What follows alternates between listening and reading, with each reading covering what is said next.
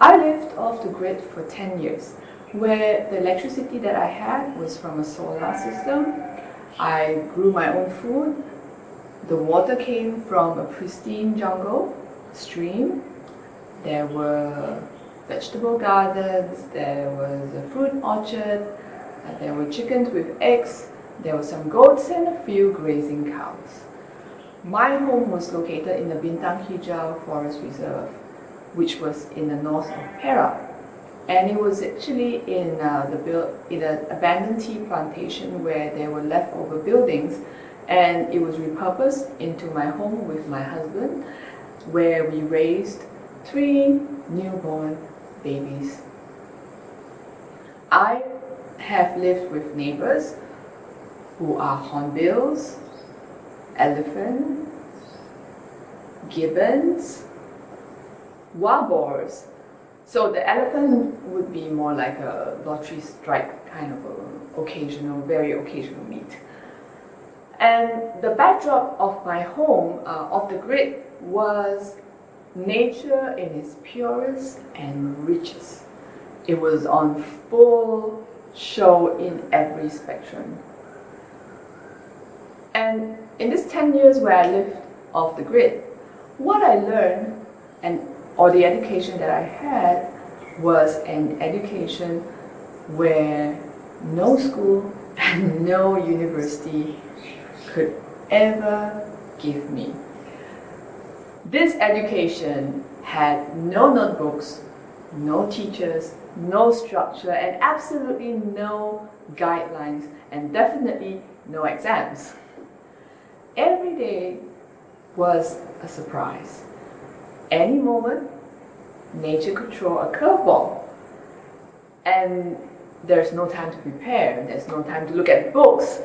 Okay, maybe there's time to go through Google, but the learning comes from responding immediately to the situation. Luckily, in nature, the answers don't come in rocket science. They come in quite normal, logical, common sense. And that's how I learned, and that's how I survived in these 10 years. So, example, what are the challenges that came my way? Cloudy days for weeks. It's the monsoon, the rains doesn't stop, and having our electricity dependent on the solar power system and not electricity from the grid meant that our solar batteries are not charging up that much, and our electricity is at its minimum. That means at least we can charge our phones, but we cannot run our fridge, we cannot run our washing machine, so we go back to washing by hand. Of course, the clothes don't dry very well.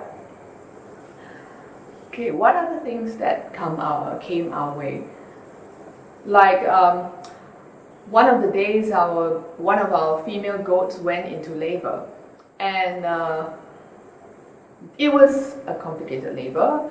Instead of the calf's head coming out first, she was birthing the baby from the hind legs. And I guess in human form or in human equivalent, you call it a breech labor. That's one thing that we had to deal with and turn midwife straight away on the fly. So luckily we got the calf out, mom and baby were happy, and the day goes on. So in these situations like this, there is hardly any way that we can be prepared for. You can't go to school unless you're enrolled maybe in a veterinary degree to know how to deal with a goat labor. But also being in a situation where you're off the grid, it's not so easy to just call on the usual assistance that we are familiar with. So if you are more in an urban area, you have more access to facilities, you would put maybe the goat on the car or on the back of the truck and drive to a vet, or you can call emergency vet vet services.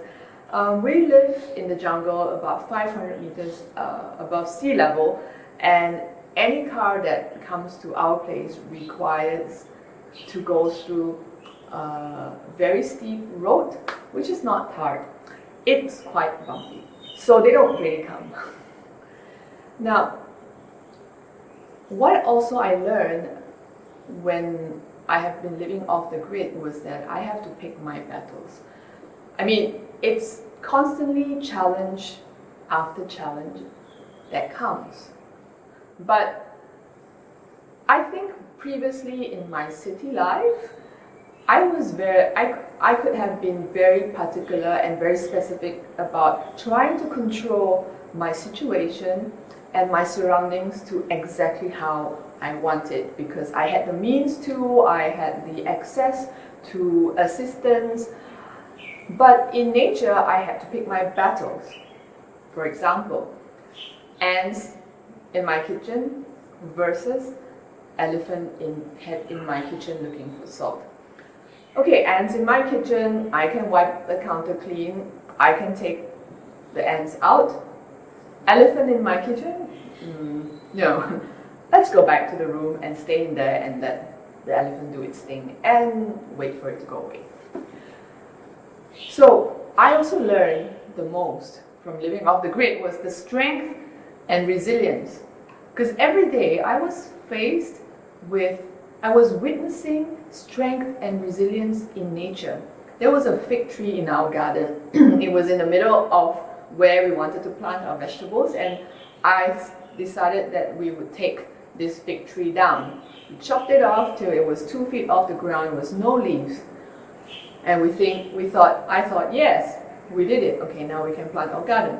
But this fig tree shoot new leaves in 2 weeks. Okay, we tried to take it down after a few months, gave it a chance, but it came back again. It kept coming back. And I witnessed the desire for the life force to grow in nature. It doesn't give up despite all its challenges.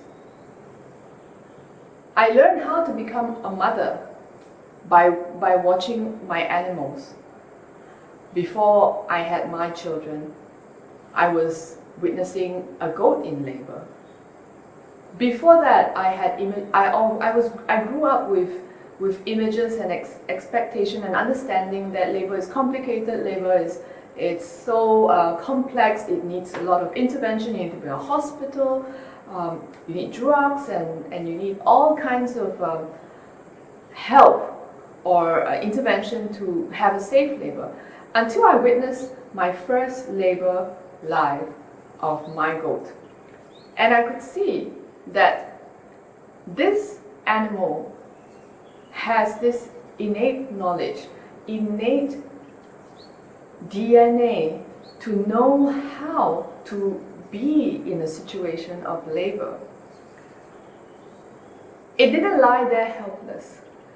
It took on its own power, its own ability, and it trusted it, and it went and go with the flow for the labor to happen.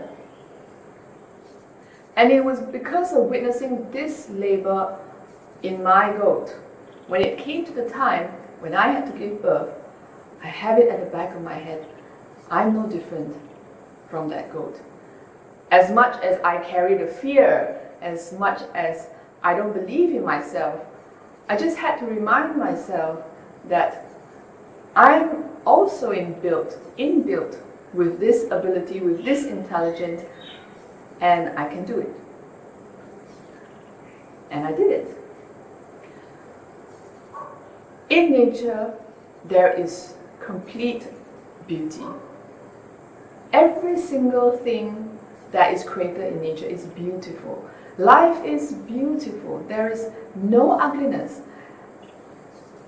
In the mornings, when there's dew, you see the magical spider webs and their magnificent shape, and I go like, wow, I It's so beautiful. So every day I could step out of home and I was in complete beauty. And that filled me with a lot of happiness, a lot of joy, and a lot of inspiration. In nature and in the life of the grid, I also learned that I am not in control. I'm not the master of my universe. I am a partner. I co-live and I coexist with nature. I can't control things that are out of my hand. Nature is more powerful than I. My human ego was shaped by this 10 years of experience that I learned to be more humble. I learned that I live with others. I have to get along with others. Whether it's a plant, it's a human being, it's an animal, we are coexisting together. And this gives me an ability to feel and teach myself how to be contented, how to find harmony in my life. So human life, I learned, cannot be divorced from nature. The plants, the insects, the streams, the rocks, the trees, we all share the same life force. And our life force is the innate desire, the innate journey to grow, to overcome challenges, to nurture, and also to rejuvenate ourselves and others. Because there is no living thing in nature that does not have the desire to grow. And every day for 10 years, I witnessed and I absorbed this life force, this desire to grow in my own being. And I learned also in this life that is close to nature, this life of the grid, a sense of grief. A sense of grief that never was spoken about before. We usually talk about grief when we lost a loved one, we lost our favorite pet, but what I experienced from this connection that I have with nature when I lost my home. So this home that I lived in, I lost 10 years after I lost the life and this home abruptly. I had to move out. I had to move on. I had to leave all the plants, all the insects, and all the beautiful animals that I have heard and lived with for 10 years. And I was completely devastated. It felt like I had my own limb cut off. It was a grief that I never knew existed for human beings, existed for me. I never knew that I could grieve because somebody severed my connection with nature. A specific space and a specific place in this planet where my being and my cells were one with everything, every living being around me. So I thought that I could not ever find a place or heal out from this grief, of this severance. But as I found myself in a new place, I didn't know what to do. But all I knew that I had to grow, and nature taught me that growing is life. So I started to grow. From a small patch, I grew some herbs, and then every day it was just growing and growing and growing. And from a broken heart that I never knew I could heal so quick, I managed to overcome this grief and move on, as nature has taught me. I have the strength and the support and the resilience to overcome challenges and to grow. So in these 10 years, I carry with me this education that has completely changed my life, completely change how I live, and it will forever live with me and chart my direction as I go into the unknown of an area to keep growing and growing, whether I'm 50, I'm 60, if I'm lucky I'm 70 or 80, I know that my life doesn't stop. And I will keep growing. So as I heal from this grief by being in the garden again, I learned nature is love. It doesn't choose locations. It doesn't love you here and not love you at somewhere else. Nature, when you commune with it, she embraces you in the purest and the fullest way. And so nature is, for me, nature's and humanity's greatest teacher. From my experience of living these 10 years off the grid, I learned that nature has shown me that in life there's a beginning, there is an end, there's happiness and there's sorrow, and there is life and there is death. And that is what makes our life full, fulfilling, and rich, and beautiful, like how nature is.